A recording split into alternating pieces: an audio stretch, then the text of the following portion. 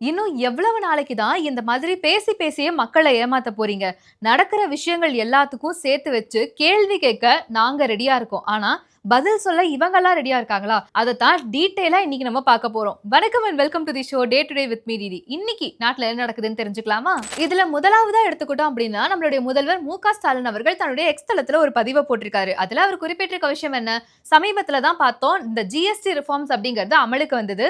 மத்திய அரசு சார்பில் கொண்டு வரப்பட்ட இந்த ஜிஎஸ்டி மாற்றங்கள் அப்படிங்கிறது ஏழை எளிய மக்களுக்கு ரொம்பவே பயனுள்ளதா இருக்கு. உண்மையாலுமே இது ஒரு நல்ல ரிஃபார்ம் அப்படின்னு சொல்லி இந்தியா முழுக்க கொண்டாட்டங்கள் இருந்துச்சு. அது தொடர்ந்து நேத்து அமலுக்கு வந்திருக்கு. அதை குறிப்பிட்டு முதல்வர் மு.க. ஸ்டாலின் இந்த ஜிஎஸ்டி ரிஃபார்ம்ஸை நீங்க கொண்டு வந்ததுனாலையும் இன்னும் சில விஷயங்களை கொண்டு வந்ததுனாலையும் கிட்டத்தட்ட இந்தியர்கள் 2 லட்சம் கோடி ரூபாய் சேமிப்பாங்க. இதை மட்டும் நீங்க ஒரு 8 வருஷத்துக்கு முன்னாடியே கொண்டு வந்திருந்தீங்க அப்படின்னா இந்தியர்கள் இன்னும் லட்சம் கோடி கணக்குல சேமிச்சு வச்சிருப்பாங்க அப்படின்ற மாதிரி ஒரு குறிப்பிட்டிருக்காரு.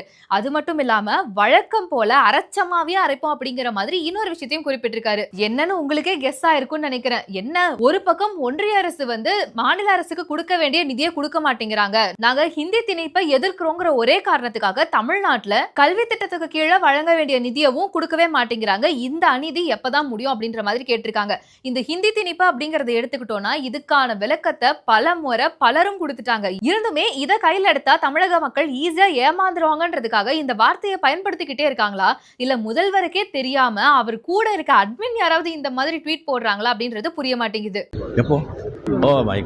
இது ஒரு பக்கம் இருக்க, இன்னொரு பக்கம் நம்மளுடைய மாண்புமிகு துணை முதலமைச்சரான உதயநிதி ஸ்டாலின் அவர்கள் ஒரு ட்வீட் போட்டிருக்காரு. அதுல அவர் குறிப்பிட்டிருக்க விஷயம் என்ன அப்படின்னா, கழக தலைவரான எம்.கே. ஸ்டாலின் அவர்களின் வழிகாட்டுதலின்படி ஸ்ரீவில்லிபுத்தூர்ல இருக்கக்கூடிய கழக நிர்வாகிகளை சந்திச்சேன்ற மாதிரி பேசியிருக்காரு. அதெல்லாம் ஓகே தான். ஆனா அதுக்கு கீழே ஒரு முக்கியமான பேராகிராஃபை அவர் போட்டிருக்காரு. என்னன்னா, 2026 தேர்தல்ல 200க்கும் அதிகமான தொகுதிகளில் வென்று களம் அமைப்போம், மண் மொழி மானம் காப்போம் அப்படின்னு சொல்லியிருக்காரு. அதாவது மண் மொழி மானத்தை திமுக கழக நிர்வாகிகள் காப்பாத்த போறாங்க அப்படின்ற மாதிரியான ஒரு ட்வீட்டை போட்டிருக்காங்க. இதையெல்லாம் பாக்குறப்போ அப்படியே அடேங்கப்பா அப்படின்னு ரத்தமெல்லாம் கொதிக்குதுதான். ஆனா ஆக்சுவலா தமிழகத்துல என்ன நடக்குது, ஒரு சிலர்கிட்ட ஒரு முக்கியமான கேள்விகள் கேட்க வேண்டியது இருக்கு. இப்ப மட்டும் இவங்க எல்லாம் எங்க போனாங்க அப்படின்ற மாதிரி இருக்க சில விஷயங்களை தான் அடுத்து பார்க்க போறோம். உதயநிதி ஸ்டாலின் அவர்கள் இப்போ என்ன சொல்லிருக்காரு, மண் மொழி மானம் காப்போம்னு சொல்லிருக்காரு. ஆனா அதுக்கு முன்னாடி மக்களை காப்போன்ற ஒரு விஷயத்த நீங்க மறந்துட்டீங்கன்னு நினைக்கிறேன்னு தான் எனக்கு தோணுது. ஏன்னா ஆரம்பத்துல இந்த தேர்தலுக்கு முன்னாடி வாக்குறுதிகள் எல்லாம் கொடுப்பாங்க. அப்போலாம் நீங்க என்ன சொன்னீங்க, எக்காரணத்து கொண்டும் தமிழகத்தை பொறுத்த அளவுல பாதாள சாக்கடையை இனிமே மனிதர்கள் இறங்கி கிளீன் பண்ண கூடாது, அந்த மாதிரி ஒரு நிலைமை கண்டிப்பா மாறும், அதுக்கான தொழில்நுட்பத்தை கொண்டு வருவோன்ற மாதிரி பயங்கர ஆக்ரோஷமாலாம் பேசியிருந்தாரு. அதுக்காகவே ஒரு காலத்துல பரவாயில்ல மக்களுடைய கஷ்டங்களை புரிஞ்சுக்கிறாங்கன்னு ஏமாந்தவங்கல்ல நானும் ஒருத்தி தான். ஆனா இப்ப பார்த்தோம்னா திருச்சி மாவட்டத்துல இருக்கக்கூடிய திருவெரும்பூர்ல 2 தூய்மை பணியாளர்கள் பாதாள சாக்கடையை கிளீன் பண்ண போனப்போ விஷவாயு தாக்கி இறந்து போயிருக்காங்க. இது முதல் முறையான கேட்டா கிடையாது. இதுக்கு முன்னாடி சமீப நாட்கள்ல தான் நம்ம பார்த்தோம், இதே மாதிரி பாதாள சாக்கடையை கிளீன் பண்ண இறங்கின 2 பேரு எந்த ஒரு போதுமான பாதுகாப்பு உபகரணங்களும் இல்லாம, அதாவது ப்ராப்பரான கிளவுஸ் இல்லாம எதுவுமே இல்லாம ரொம்ப கேஷுவலா உள்ள இறங்கி கிளீன் பண்ணிக்கிட்டு இருக்காங்க. அப்போ அவங்களுக்கு அந்த விஷயங்கள் எல்லாம் கொடுக்க வேண்டியது மாநகராட்சியினுடைய பொறுப்பு தான். ஏன் அவங்க இது இன்னும் செய்யாம இருக்காங்க? இந்த திருவெரும்பூர் அப்படின்னு எடுத்துக்கிட்டோம்னா இந்த தொகுதிக்கு சொந்தமானவர் யாரு அப்படின்னு கேட்டீங்கன்னா திரு அன்பில் மகேஷ் பொய்யாமொழி அவர்கள் தான், பள்ளி கல்வித்துறை அமைச்சர். இதுக்கு இவர் என்ன பதில் சொல்ல போறாரு? அவ்வளவு நம்ம தமிழ்நாட்டுல டெக்னாலஜியே இல்லாம போயிடுச்சான்னு கேட்டீங்கன்னா கிடையாது. சென்னை ஐஐடி மாணவர்கள் கூட இந்த பாதாள சாக்கடையை கிளீன் பண்றதுக்காக சில ரோபோட்ஸ் எல்லாம் கண்டுபிடிச்சிருக்காங்க. அதுக்கு ஏன் இன்னும் அப்ரூவல் தரல, ஏன் அதுக்கான டெஸ்டிங் எதுவுமே பண்ணல இன்னுமே? அதாவது 2025 காலகட்டங்களையும் பாதாள சாக்கடைகளை எந்த ஒரு பாதுகாப்பு உபகரணங்களும் இல்லாம மனிதர்கள் தான் இறங்கி கிளீன் பண்ணிக்கிட்டு இருக்காங்க தமிழ்நாட்டுல. அதனால அவங்க இறந்தும் போறாங்கன்ற ஒரு மோசமான நிலை இருக்குன்னா தமிழக அரசு என்னதான் செய்யுது? சரி, துணை முதலமைச்சரான உதயநிதி ஸ்டாலின் அவர்கள் அவ்வளவு பேசினாரே, அவர் இதுக்கு என்ன பதில் சொல்ல போறாரு? இன்னொரு பக்கம் திருச்சி துறையூர்ல இருக்கக்கூடிய ஒரு இடத்துல அரசு சார்பில் 30.5 லட்சம் செலவுல ஊராட்சி ஒன்றிய தொடக்க பள்ளியை கட்டியிருக்காங்க. ஆனா அந்த பள்ளிக்கு இன்னும் திறப்பு விழா கூட செய்யல. அதுக்குள்ள மேற்கூரை பேந்துட்டு விழுந்திருக்கு. அங்க இருக்கக்கூடிய பெஞ்ச் மேலாம் விழுந்ததுனால அந்த பெஞ்ச் சேதமாயிருக்கு. நல்ல வேலையா அந்த ஸ்கூல் இன்னும் திறக்கப்படல அப்படிங்கிறதுனால அங்க மாணவ மாணவிகள் யாரும் இல்ல. இதனால யாருக்கும் எந்த அடியும் ஏற்படல. இவ்வளவு லட்சம் செலவு பண்ணி கட்டின பள்ளி இன்னும் திறக்க கூட படல. ஆனா அதுக்குள்ள பில்டிங்ஸ் இந்த அளவுக்கு மோசமா இருக்கு அப்படின்னா பள்ளி கல்வித்துறை சார்பில் அன்பில் மகேஷ் அவர்கள் ஒவ்வொரு இடத்துலயும் சொல்லக்கூடியது என்ன, இவ்வளவு லட்சம் செலவுல நாங்க பள்ளிகள் கட்டுறோம், மாணவ மாணவிகளுக்கு அதை செய்யறோம் இதை செய்யறோங்கிறாங்களே, இதுக்கு என்ன பதில் சொல்ல போறாரு? இன்னும் என்ன நீ பைத்தியக்காரனாவே நினைச்சிட்டு இருக்கறல? மதுரையில அரசு தொழில்நுட்ப பயிற்சி கல்லூரி விடுதியில மாணவர்கள் சிலர் சேர்ந்து ஒரு மாணவரை நிர்வாணப்படுத்தி ராகிங்ல ஈடுபட்டிருக்காங்க. அதனால அந்த மாணவர் மிகுந்த மன உளைச்சலுக்கு ஆளாயிருக்காங்க. இதை விட இன்னொரு மோசமான விஷயம் என்னன்னா, அத வீடியோவா எடுத்து சோஷியல் மீடியா முழுக்க வைரல் பண்ணிருக்காங்க. இப்போ அந்த 3 மாணவர்கள் மேல போலீஸ்ல கம்ப்ளைண்ட் கொடுத்திருக்காங்க அப்படிங்கிற தகவல் வெளியாயிருக்கு. அரசு தொழில்நுட்ப கல்லூரி அப்படின்னு எடுத்துக்கிட்டோம்னா, எங்க இருந்து மாணவர்களுக்கு இந்த ஒரு தைரியம் வந்தது? பொதுவாவே எல்லா காலேஜஸ்லயும் ராகிங் அப்படிங்கிறது தடை செய்யப்பட்ட ஒன்று. எக்காரணத்தை கொண்டும் ராகிங்ல ஈடுபடக்கூடாது. அப்படி ஈடுபட்டாங்கன்னா எந்த அளவுக்கு மோசமான பனிஷ்மெண்ட்ஸ் கொடுக்கப்படும் அப்படிங்கிறது மாணவர்கள் எல்லாருக்குமே சொல்லி தெரியணும்ன்ற அவசியம் கிடையாது. காலேஜ் மேனேஜ்மெண்ட்டே இந்த கல்லூரி ஸ்டார்ட் ஆகுற நாட்கள்ல அதெல்லாம் தெளிவா சொல்லி தான் சேர்த்திருப்பாங்க. அப்படி இருக்கும்போது ஒரு அரசு தொழில்நுட்ப கல்லூரின்னு வரப்போ ஒரு மாணவரை இந்த அளவுக்கு மோசமான நிலையில ராகிங் பண்றதுக்கு எப்படி அந்த மாணவர்களுக்கு தைரியம் வந்தது? இதுக்கு பள்ளிக்கல்வித்துறை அமைச்சரான திரு அன்பில் மகேஷ் அவர்கள் என்ன பதில் சொல்ல போறாரு? சென்னை குரோம்பேட்டையில சாலையோரமா இருக்கக்கூடிய 10 கடைகளை நேத்து இரவோட இரவா மாநகராட்சி அகற்றி இருக்காங்க. அந்த சாலையோர கடைகள் இருக்கிறதுனால மோசமான டிராபிக் ஏற்படுது அப்படின்னு சொல்லி 7 நாள் கெடு கொடுத்ததா சொல்லப்படுது. ஆனா அதுக்குள்ளேயே 10 கடைகளையும் இரவோட இரவா அங்க இருக்க மாநகராட்சி அதிகாரிகள் நீக்கி இருக்காங்க. அதனால அங்க இருக்க மக்கள் மிகவும் சிரமத்துக்கு ஆளாயிருக்காங்க. இப்போ எனக்கு என்ன ஒரு டவுட் அப்படின்னா, சாலையோரமா கடைகள் வச்சிருக்கவங்க யாருமே ரொம்ப கோடீஸ்வரங்களாவோ நல்ல வசதி படைச்சவங்களாவோ இருக்க போறது கிடையாது. ஏழை எளிய மக்கள் தான். அப்படிங்கிறப்போ அவங்களுக்கான முறையான டைம் கொடுக்கணும். அதையும் தாண்டி அவங்க கேட்கலன்னா நீங்க ஏதாவது நடவடிக்கை எடுக்கலாம். 2வது, சாலையோர கடைகள் வச்சிருக்காங்க அப்படிங்கிறப்போ இந்த இடம் கிடையாது, இதுக்கு பதிலா இந்த இடத்துல நீங்க கடைகள் வச்சுக்கலாம் அப்படின்னு அமைச்சு கொடுத்திருந்தாங்கன்னா அது ஒரு சரியான பதிலா இருந்திருக்கும். எந்த ஒரு பதிலும் கொடுக்காம, எந்த ஒரு தீர்வும் கொடுக்காம இரவோட இரவா எல்லா கடைகளையும் அகற்றுறதுல ஈடுபட்டிருக்காங்க அப்படின்னா இதுக்கு பொறுப்பா இருக்கக்கூடியது யாருன்னா நகர்மன்ற வளர்ச்சித்துறை அமைச்சரான திரு KN நேரு அவர்கள் தான். அப்போ இந்த மக்களுக்கு அவர் என்ன பதில் சொல்ல போறாரு? வரமாட்டான் சேட்டு, வரமாட்டான். இன்னொரு பக்கம் திருப்பூர்ல முதலிப்பாளையம் அப்படிங்கிற பகுதியில ஒரு கல்குவாரி இயங்கிட்டு இருக்கு. அங்க சுற்றி இருக்கக்கூடிய பகுதிகளில் சேமிப்பாகிற கிட்டத்தட்ட 700 டன் குப்பைகளை மாநகராட்சி அதிகாரிகள் அந்த கல்குவாரியில தான் கொட்டிக்கிட்டு இருக்காங்க. இந்த மாதிரி அவங்க பண்றதுனால அங்க இருக்கக்கூடிய சுற்றுவட்டார பகுதியில் இருக்கக்கூடிய மக்களுக்கு ரொம்ப மோசமான உடல்நிலை பாதிப்பு ஏற்படுது. அங்க ரொம்ப மாசு அதிகமாகுது, அசுத்த தன்மை அதிகமாகுதுன்னு சொல்லி மக்கள் எல்லாரும் போராட்டத்துல ஈடுபட்டிருக்காங்க. ஆனா அந்த மக்கள் மேல காவல்துறையினர் மோசமான தாக்குதல்ல ஈடுபட்டிருக்காங்க. அது மட்டும் இல்லாம அங்க இருக்கிறவங்கள ஒருமையில பேசின வீடியோவும் இப்ப ட்ரெண்ட் ஆகிட்டு இருக்கு.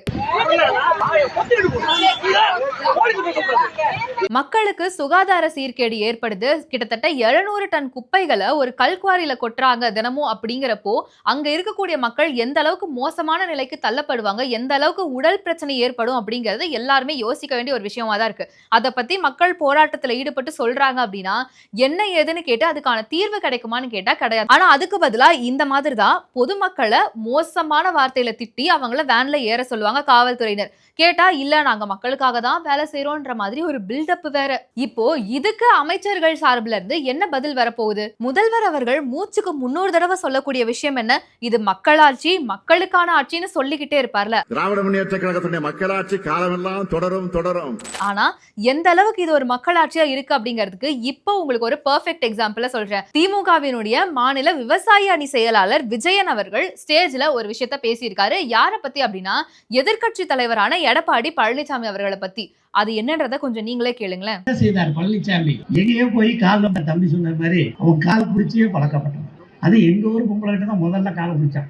அப்புறமா அவன் பழக்கமா போடும்ல, ஒரு பெண்கள் காலில் வந்து அப்புறம் அப்படி பழக்கம் பெரிய விஷயம் இல்ல. திமுக உடன்பிறப்புகளை பொறுத்த வரைக்கும் ஒருத்தரை கொச்சையா பேசுறது அப்படிங்கிறது அவங்களுக்கு ரொம்ப பழக்கப்பட்ட விஷயம் தான். அதுவும் ஸ்டேஜ்ல அப்படிங்கிறப்போ ரொம்ப சரளமாவே பேசுவாங்க. எதிர்கட்சி தலைவரா இருக்கக்கூடிய ஒருத்தரை எப்படி இந்த மாதிரி ஒரு மோசமான விமர்சனத்தை வச்சு விமர்சிக்கிறாரு அப்படிங்கிறது இப்ப வரைக்கும் ஒரு பெரிய கேள்விக்குறியா தான் இருக்கு. ஆனா இன்னொரு கேள்வி என்ன வருது அப்படின்னா, நீங்க விவசாயிகள் அணி செயலாளர் தானே, ஆனா கட்சிகளை இப்படி விமர்சிக்கிறீங்களே, நீங்க பார்க்க வேண்டிய மக்களுக்கு என்ன பிரச்சனைன்றத முதல்ல யோசிச்சீங்களா? தென்காசி மாவட்டத்தில் இருக்கக்கூடிய ஆலங்குளம் அப்படிங்கிற பகுதியில கிட்டத்தட்ட 300 ஏக்கருக்கு ஒரு தனியார் நிறுவனம் நாங்க சோலார் பேனல் அமைக்க போறோம் அப்படின்னு சொல்லி இருக்கிற மரங்கள் செடிகள் எல்லாத்தையுமே வெட்டிக்கிட்டு இருக்காங்க. இதுல இன்னொரு மோசமான விஷயம் என்ன அப்படின்னா, அங்க நிறைய செடிகள் இருக்கு அப்படின்றதுக்காக உணவுக்காக வரக்கூடிய மான்கள், மயில்கள், இந்த மாதிரி விலங்குகள் எல்லாமே தெருநாய்களால தாக்கப்பட்டு கொல்லப்படுது. சமீபத்துல கூட ஒரு பெருமான் இறந்து போயிருக்கு.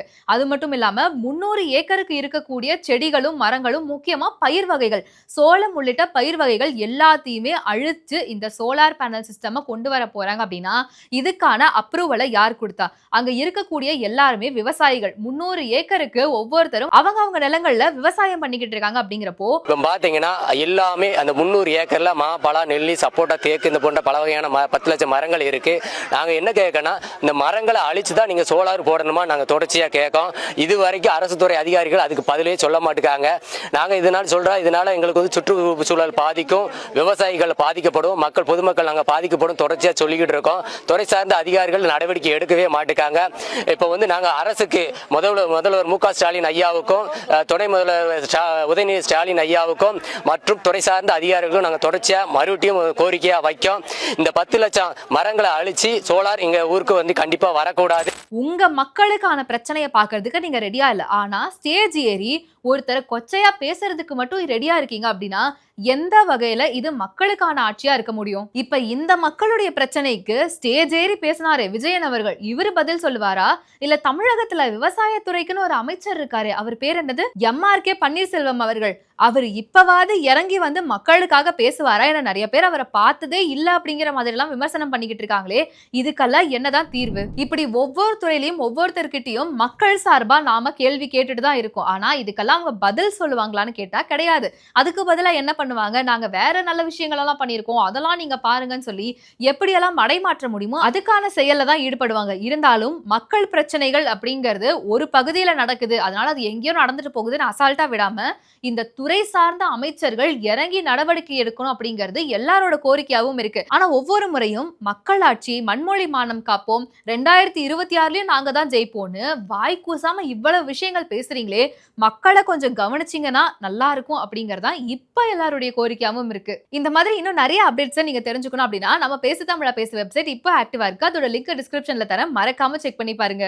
ராபிஸ் உள்ள வந்துடுச்சுன்னா அதோட அறிகுறிகள் ஆரம்பிச்சிருச்சுன்னா அதுக்கு ட்ரீட்மெண்டே கிடையாது, 100% மரணம். பாதுகாப்பு இல்லாத உடலுறவு வைக்கும் பொழுது இந்த மருக்கள் பாதிக்கப்பட்ட நபர் கிட்ட இருந்து இன்னொருத்தருக்கு ஈஸியா பரவலாம். ஃபர்ஸ்ட் நமக்கு சுகர் இருக்கான்றதை செக் பண்ணிக்கணும். சுகர் இருக்கக்கூடிய நிறைய நபர்களுக்கும் கண்ணெரிச்சல் ஏற்படும். 2-3 பேர் at 20A டயபெட்டிஸ் வரக்கூடிய வாய்ப்பு இருக்கு. இதை வந்து ராத்திரி 8 மணிக்கு மேல இவங்க ரெகுலரா சாப்பிட ஆரம்பிச்சாங்கன்னா சைக்கிளிங் பண்றவங்களுக்கு நான் எழுதியே தரலாம், ஹார்ட் ப்ராப்ளம் வராது அப்படின்னு. பேசு தமிழா பேசு சேனலுக்கு ஆதரவு தந்து கொண்டிருக்கக்கூடிய பார்வையாளர்களுக்கு வணக்கம். அரசியல் ஆன்மீகம்னு மட்டும் இல்லாம இப்போ ஹெல்த்லயும் நம்ம வந்தாச்சு. ஹெல்த் சம்பந்தமான பிரச்சனைகளுக்கும், ஹெல்த் டிப்ஸுக்கும், ஹெல்த் கேருக்கும், இல்ல ஹெல்த் பத்தி ஏதாவது தெரிஞ்சுக்கணும் அப்படின்னு நினைச்சீங்கன்னா ஹெல்த் குரு சேனல் கண்டிப்பா உங்களுக்கு யூஸ்ஃபுல்லா இருக்கும். பேசு தமிழா பேசு சேனலுக்கு கொடுக்கக்கூடிய இதே சப்போர்ட்டை ஹெல்த் குரு யூடியூப் சேனலுக்கும் கொடுத்து அந்த சேனலை சப்ஸ்கிரைப் பண்ணி உங்க நண்பர்களுக்கு ஷேர் பண்ணும்படி கேட்டுக்கிறோம். நம்ம ஹெல்த் குரு சேனலோட லிங்கை டிஸ்கிரிப்ஷன்ல தரோம், மறக்காம செக் பண்ணி பாருங்க.